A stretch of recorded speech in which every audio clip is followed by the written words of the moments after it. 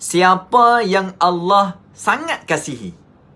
Siapa yang Allah sangat kasihi? Tuan-puan stay. Ni, nak dengar. Saya baca satu hadis. Tuan-puan mesti dapat. Sekejap lagi saya akan huraikan. Okey.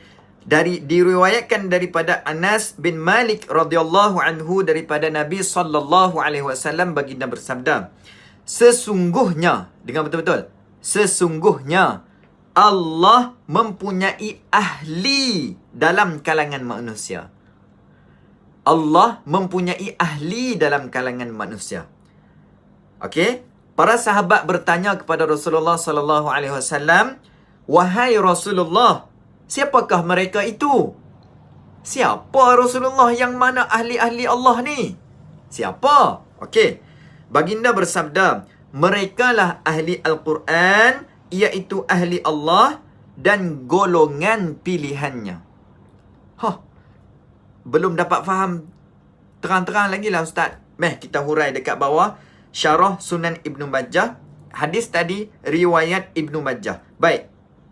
Ahli Al-Quran, dia ada dua benda. Satu ahli Al-Quran dan juga yang kedua ahli Allah.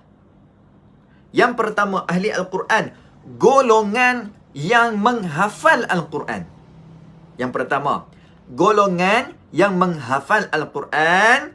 Yang kedua, golongan yang membaca Al-Quran. Tuan-puan, membaca Al-Quran. Yang ketiga, golongan yang mengamalkan Al-Quran ataupun beramal dengannya. Ada tiga, iaitu ahli Al-Quran. Tuan-puan boleh list down dekat bawah supaya sahabat-sahabat lain boleh catch up. Yang pertama, ahli Al-Quran terbahagi kepada tiga. Yang pertama, menghafal Al-Quran, membaca Al-Quran, beramal dengan Al-Quran. Okey, ahli Allah apa dia? Yang kedua, ahli Allah iaitu para wali Allah dan golongan yang mendapat pilihan yang istimewa daripada Allah. Syarat untuk nak jadi ahli Allah, mesti jadi ahli Al-Quran. Ahli kalamullah dulu. Alright. Jadikan diri kita sebagai ahli kalamullah. At least lah, daripada kita tak ada apa, tak masuk dalam golongan yang hadis Nabi beritahu ni. Okey, hafal Al-Quran. Jangan cakap kita tidak hafal Al-Quran. Surah Al-Fatihah itu adalah Al-Quran. Surah Al-Ikhlas itu juga Al-Quran. Tidak semestinya kita hafal seluruh Al-Quran bermaksud baru kita menghafal Al-Quran. No.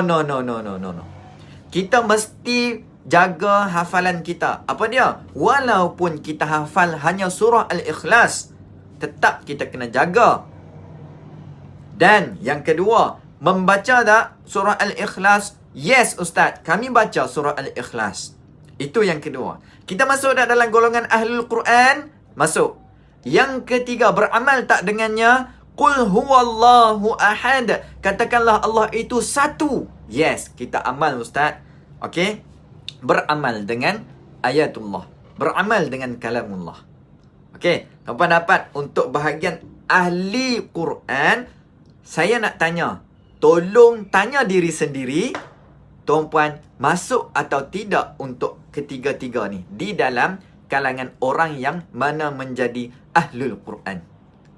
Baik. Yang seterusnya, ahli Allah, iaitu waliullah, dan juga orang yang mendapat pilihan yang istimewa daripada Allah. Yang empat yang istimewa daripada Allah tu, tuan-puan, kita rasa kita ni dapat tak yang tempat istimewa daripada Allah? Of course, Allah selalu bagi yang istimewa buat kita. Cuma kita sahaja yang tidak bersyukur. Ya, kita sekali dengan saya.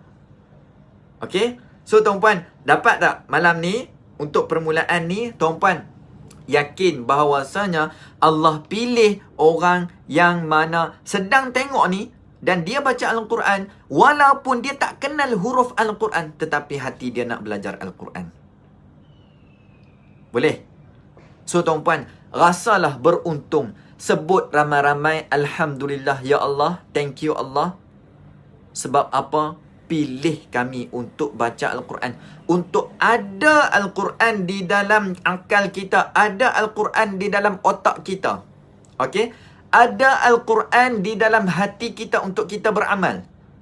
Kita baca Al-Fatihah setiap hari untuk kita dekat dengan Allah. Untuk kita tunaikan solat. Nampak tak? Dekat situ. Jangan kata, kami tak hafal Al-Quran, Ustaz. Mindset kena tukar. Walaupun satu ayat daripada Al-Quran, kita kira hafal Al-Quran. Okay? So, semua dah jadi penghafal Al-Quran. Kita ambil beramal dengannya dan juga membacanya. Membaca dan mengamalkannya. Boleh tuan-puan? Tak semua kita ambil sikit. Sebab apa? Al-Quran dan hadis itu adalah panduan hidup kita sampai kita mati. Okay? So, kalau dapat sesuatu, tuan-puan tuliskan apa yang tuan-puan dapat dekat ruangan komen dan juga kongsikan. Kongsikan video ni supaya ramai lagi yang boleh manfaat. Okay? So, insyaAllah jangan lupa tekan butang follow mymengaji.com. Bagi yang tak pernah tengok video, tekan butang follow mymengaji.com. Okay? InsyaAllah kita akan sentiasa bertemu dengan video-video yang akan datang. Alright. So, insyaAllah, Alhamdulillah. Okay. So, dapat sesuatu tuan-puan. Moga-moga Allah Ta'ala bagi kemudahan untuk kita terus belajar Al-Quran, terus lindungi diri kita dengan kalamullah. InsyaAllah, moga-moga Allah bantu kita dalam kehidupan seharian. InsyaAllah. Okay?